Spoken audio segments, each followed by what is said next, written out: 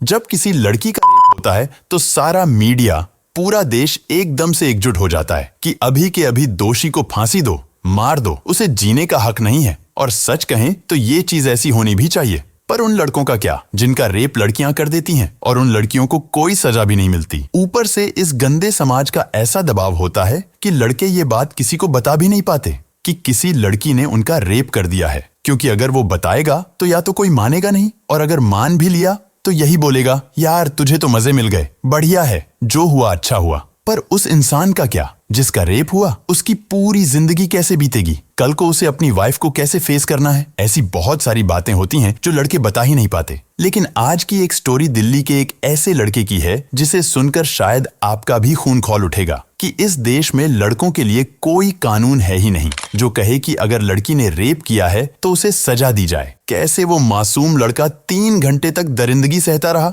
आखिर कैसे वो अपनी जान बचाकर वहां से भागा? ये सब जानने से पहले मेरी आपसे एक छोटी सी गुजारिश है, कृपया इस वीडियो को अंत तक जरूर देखें और इसे ज्यादा से ज्यादा शेयर करें ताकि उस मासूम लड़के को भी इंसाफ मिल सके। इस वीडियो को बनाने का मकसद ना किसी को बदनाम करना है, ना किसी का दिल दुखाना। हमारा एक ही मकसद है, आपको जागरूक बनाना, आपको सुरक्षित रखना। इसीलिए हम ऐसी सच्ची घटनाएं आपके सामने लाते हैं ताकि आप सच जानें और सतर्क रहें। तो चलिए शुरू करते हैं आज की ये हैरान कर देने वाली सच्ची कहानी। This channel does not promote any violent, harmful, or illegal activities. All content provided by this channel is meant for an educational purpose only. इस कहानी की शुरुआत 17 अगस्त 2023 से होती है, जब एक नॉर्मल से घर का लड़का जिसका नाम सौरभ था डिलीवरी करने के लिए निकला। लेकिन उस रात उसके साथ जो हुआ, शायद उसके बारे में उसने कभी सपने में भी नहीं सोचा था। सौरभ एक फूड डिलीवरी बॉय था। उसके पिता की पहले ही मौत हो चुकी थी। घर में उसकी छोटी बहन थी जो पढ़ाई कर रही थी और एक माँ थी जो बीमार रहती थी। पूरा घर चलाने की जिम्मेदारी सौरभ के कंधों पर थी। वह पढ़ाई करता था, कॉलेज भी जाता था और फिर शाम को 5 बजे से लेकर रात 12 बजे तक फूड डिलीवरी का काम करता था, वो भी दिल्ली जैसे बड़े शहर में। हर रोज की तरह 17 अगस्त के दिन भी उसका वही रूटीन था। कॉलेज से आकर सौरभ 5 बजे घर से निकला। जिस डिलीवरी पॉइंट पर वह रोज जाता था वहां पहुंचा तो और भी डिलीवरी बॉय से मिला। सबने बताया कि आज डिलीवरीज नहीं मिल रही हैं। सौरभ उदास हो गया। उसके मन में आया कि कॉलेज की फीस कैसे देगा, घर का खर्च कैसे चलेगा। वो पहले से ही डिप्रेशन में रहता था क्योंकि घर की सारी जिम्मेदारी उसी की थी। फिर भी उसने हार नहीं मानी और काम करता रहा। मगर रात के 12 बज गए और डिलीवरी बहुत कम मिली। अब वो घर लौटने ही वाला था कि तभी उसके फोन पर एक आर्डर की घंटी बजी। आर्डर किसी ईशा नाम की लड़की का था। उसने जल्दी से बाइक स्टार्ट की और आर्डर लेने के लिए रेस्टोरेंट पहुंचा। वहां जाकर उसे थोड़ा अजीब लगा कि रात के 12 बजे कोई सिर्फ एक बर्गर का आर्डर कर रहा है, और वो भी इतनी दूर से। लगभग 10 किलोमीटर का रास्ता था जो शहर के हिसाब से काफी लंबा माना जाता है। फिर भी सौरभ ने आर्डर लिया और बताए गए एड्रेस की तरफ निकल पड़ा। जैसे ही वो उस लोकेशन पर पहुंचा, ऐप पर दिख गया कि डिलीवरी बॉय बाहर आ चुका है। वो एक बड़ा सा बंगला था। घर से ईशा नाम की लड़की बाहर आई। उसने आर्डर लिया और कहा, थोड़ा रुको, मैं कैश लेकर आती हूँ, अगर चाहो तो अंदर आ सकते हो। सौरभ ने मना कर दिया, मैं ठीक हूँ, यहीं वेट कर लूंगा। लेकिन लड़की ने फिर कहा, कोई बात नहीं, अंदर आ जाओ। घर के बाहर बहुत अंधेरा था तो सौरभ अंदर चला गया और अंदर का माहौल देखकर वो चौंक गया। वहां तेज म्यूजिक बज रहा था, पार्टी चल रही थी, लड़कियां नाच रही थीं और सबने शराब पी रखी थी। एक भी लड़का वहां नहीं था। सौरभ ये सब देख ही रहा था, तभी वो लड़की वापस आई। लेकिन इस बार उसकी पूरी बॉडी लैंग्वेज बदल चुकी थी। शराब के नशे में उसकी बातें, अंदाज सब बदल गए थे। उसने सौरभ से कहा, मैं तुम्हें कैश तो दूंगी ही, उससे भी ज्यादा दूंगी अगर तुम हमारे साथ पार्टी करना चाहो। अगर कोई और लड़का होता तो शायद मान जाता, मगर उसने मना कर दिया। सौरभ ने कहा कि मुझे सुबह कॉलेज जाना है, मैं लेट हो रहा हूँ, प्लीज पेमेंट दें और मैं जाऊं।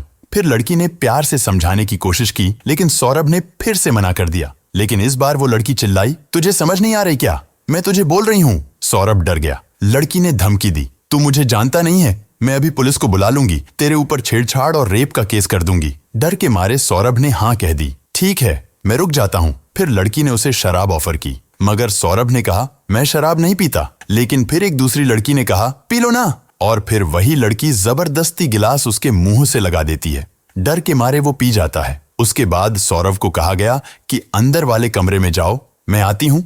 और वही हुआ जो नहीं होना चाहिए था। उस कमरे में उस लड़की ईशा ने और उसके बाद एक एक करके 4 और लड़कियों ने मिलकर सौरभ के साथ किया। 5 लड़कियां एक अकेले लड़के पर टूट पड़ी। अब कई लोगों को ये चीज सुनने में आसान लग रही होगी कि क्या हुआ यार, लड़का है, मर्द है, झेल जाएगा। पर अगर आप मेंटली देखो या फिजिकली भी देखो तो ये चीज बिल्कुल भी सही नहीं है किसी भी इंसान के साथ, क्योंकि कोई भी चीज अगर हद से ज्यादा हो जाए तो वो जानलेवा हो सकती है। 3 घंटे तक उन 5 लड़कियों ने सौरभ के साथ जो कुछ किया उसका दर्द वही समझ सकता है जिसके साथ ये सब किया गया हो। उसके साथ वो सब कुछ हुआ जो उसने अपनी पूरी जिंदगी में कभी सोचा भी नहीं था। लड़कियों ने शराब पी रखी थी, कोई इधर से कूद रही उस पर, कोई उधर से कूद रही थी, और ये सारी चीजें 3 घंटे तक लगातार चलती रहीं। और धीरे धीरे सुबह के लगभग 4 बज गए। जब लड़कियों का नशा उतरता है तो वो सौरभ से कहती हैं कि जा, भाग जा अब। सौरभ कपड़े पहनता है और रोते हुए वहां से निकल जाता है। उसके दिमाग में चल रहा था कि अगर किसी को बताया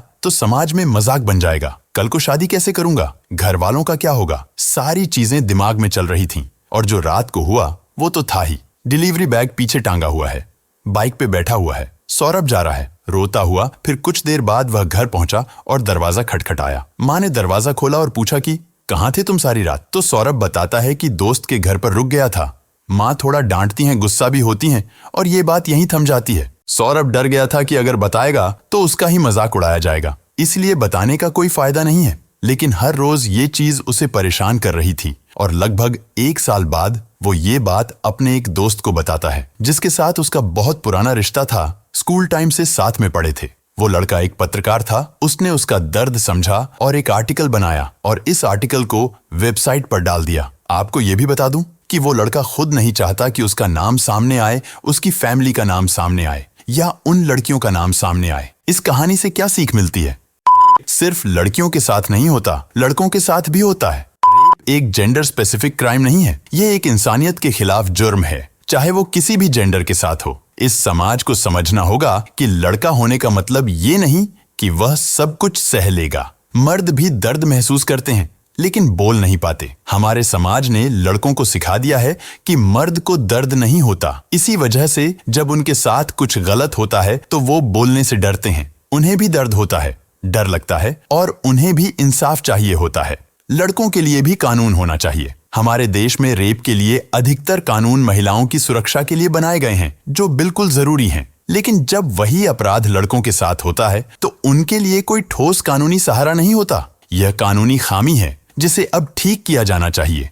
शराब, पार्टी और दबाव ये सब कभी भी किसी की मर्जी का बहाना नहीं बन सकते। अगर कोई ना कह रहा है तो वो ना ही होता है। किसी को डराकर, धमकाकर या शराब पिलाकर उस पर दबाव डालना अपराध है। जब पीड़ित लड़का अपने साथ हुए अत्याचार की बात करता है तो लोग उसका मजाक उड़ाते हैं, उसे मर्द होने की नसीहत देते हैं।